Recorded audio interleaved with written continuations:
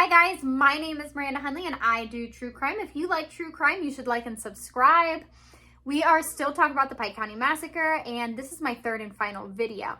The first video, I talked about the rodents and Hannah and Jake's relationship. The second video, I talked about that 2-year span where nobody knew who killed the rodents. I ended the last video on the Wagners getting arrested. Billy, Angela, George, and Jake Wagner were all arrested and charged with aggravated murder. Angela's mother, Rita Newcomb, and Frederica Wagner were charged with obstructing justice. On April 21st, 2021, Jake confessed to the murder of Hannah Roden and her family. Jake took this plea deal that he would testify against his family if they would be spared the death sentence, and that was taken up. So he told them everything. He went and testified against George Wagner, and I am about to tell you everything that was in his testimony.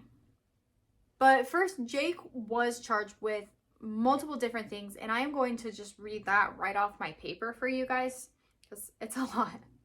Jake was charged with 8 counts of aggravated murder, felony conspiracy, 4 counts of aggravated burglary, unlawful possession of a dangerous ordnance, multiple counts of tampering with evidence, forgery, unauthorized use of property, interception of wire, oral communication, obstruction of justice, engaging a pattern of corrupt activity, and unlawful sexual conduct with a minor, because Hannah was 15 and Jake was 19, and they planned out the pregnancy with Sophia, and he didn't even stop her. Like, he was having sex with a minor, which itself is a crime, but they planned out this baby when she was only 15 years old and he was a grown adult. In the confession, Angela Wagner and George Wagner, his brother, did not shoot anybody. Angela Wagner was home babysitting Sophia while Sophia's dad went and killed her mother, which is disgusting. Angela Wagner is disgusting. Jake Wagner testified that him and his father Billy did all the shootings and that it took months of planning to carry out this massacre.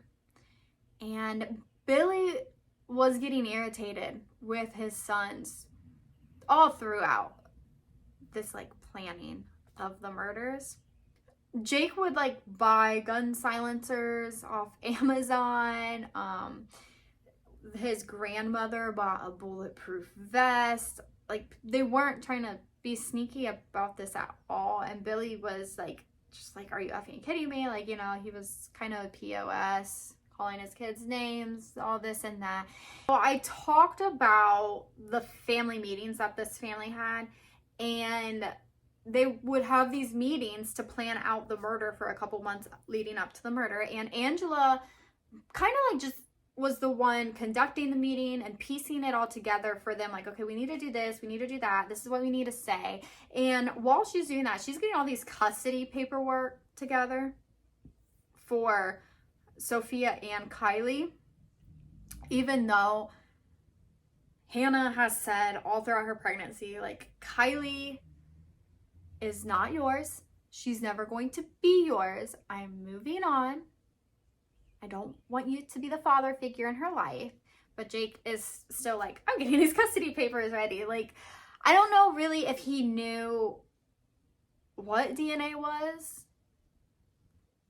You kind of need that, especially if the mom's dead and doesn't have a say.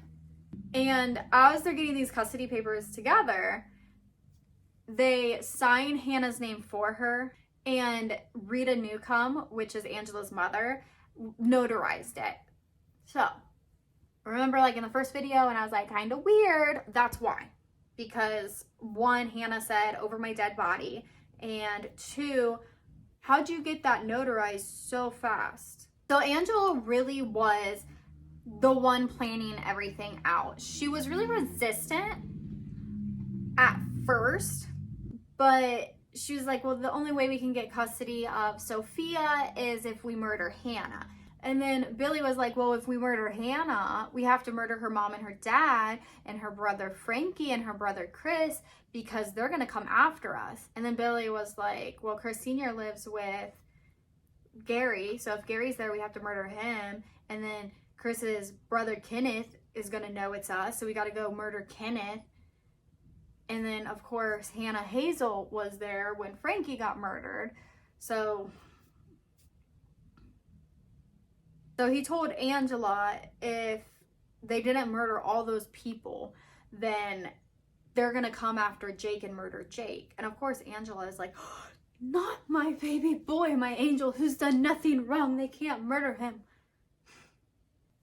I can't imagine my son coming up to me like, hey, I'm going to murder my baby mom, and I'm going to, like, I don't care if he's 34 years old. And as she is planning these murders, Frederica gets the bulletproof vest. She gets these shoes that, like, they don't normally wear, so they could have different type of footprints in the ground, and then they would, like, put bags over the feet so the dirt from the rodents property didn't get into the truck and be traced back and all this and that. And she also gets cell phone blockers, which I thought was really important to note, because I didn't know that, like, there's a machine that will block the cell phone signal so like rodents couldn't call for help. I thought that was insane. But the battery was dead the night of the murder, so they couldn't use it. Like, you did all this planning for months and you didn't charge the battery. The night of the murders, April 2016.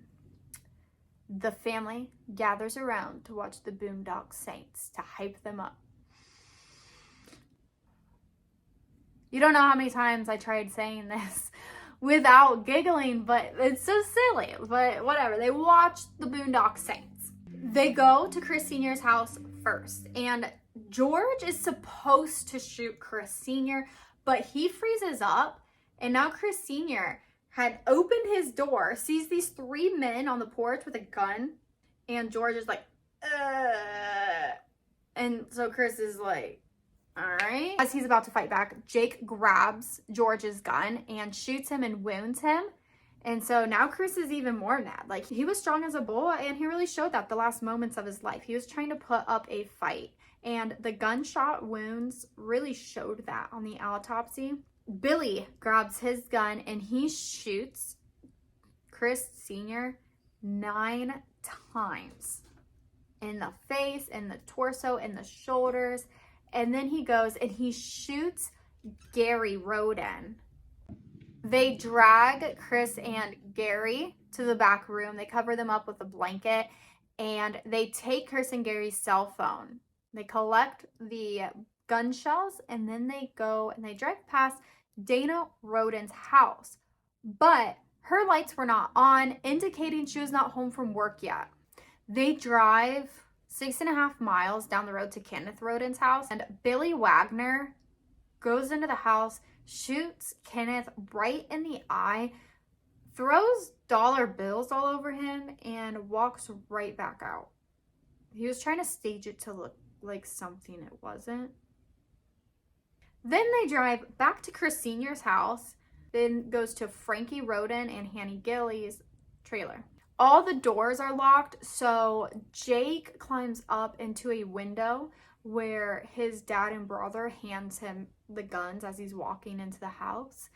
And he walks right past Frankie Roden's 3-year-old son, who's sleeping on the couch, goes into Frankie's bedroom, shoots Frankie 3 times in the head. And as he's shooting Frankie, Hannah starts to wake up. So Jake then shoots her 3 times in the head. And the baby wakes up, it's covered in blood, and starts crying. So Jake didn't bother picking up the gun shells. He just walks out. Then they drive back to Dana's house, where her lights were now on and her car was in the driveway. Jake walks in the house alone. He walks down the hallway, and he's standing in the hallway, and he hears Dana gasp. Dana had just got off work, so she's just laying in her bed playing on her phone. When she gasps, Jake shoots her in the neck, and he described seeing the hole in her neck because her cell phone was still lit up. So he goes back and he shoots her 4 more times in the head. And when he turns and looks into Hannah's room, Hannah is propped up feeding baby Kylie. And he said that you could tell Hannah knew something was happening just by the facial expression. Like, she was already awake. She heard everything that just happened to her mom. And this is the first night she's back from the hospital from having a baby. So, you know, you're not, you know, up to your athletic abilities. Like, it's terrifying. You are very vulnerable. But Jake shoots her 5 times in the head, and she actually falls partially off the bed while still holding her 4-day-old baby. So Jake positions her and then just, you know, puts baby Kylie back up to the boob so baby Kylie can eat. And that's not how it works. And then he goes to Chris Jr.'s room and shoots Chris Jr. 4 times in the head, which causes him to fall off the bed between the bed and the wall. Then Jake and his brother and his dad walk around the house. They're picking up the shell casings, besides one that had rolled underneath Kylie's crib, and getting their cell phones. So that's how the night went about. Then they just kind of like went home and started watching TV or something. Like, I don't understand. Like, how do you guys eat dinner after murdering a whole family together? I don't understand. But Jake killed 5 out of the 8 victims. His dad killed 3 of the 8 victims.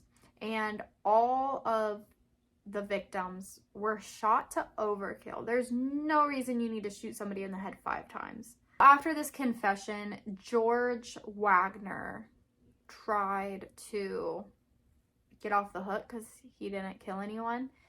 But in Ohio, you don't have to kill anyone to be charged with murder. And he ended up being found guilty and was sentenced to life in prison. Jake was also sentenced to life in prison, and Angela was sentenced to 30 years in prison. But Billy Wagner is still fighting it, and he won't be on trial until next year in 2024. That is all I have for the Pike County Massacre. I do want to say that this is the largest homicide case in Ohio history. It cost $4 million, and they chased the Wagners from Alaska and back, and it was just so expensive. It took so long. The fact that it took 2 years just to arrest them and then another 3 years to get in confession is insane. Even though we all kind of figured Jake had something to do with it. Not his whole freaking family, though. My gosh. Thank you guys for watching this video with me. I love and I appreciate each and every one of you. I'm sending you so much love from the bottom of my heart. Thank you.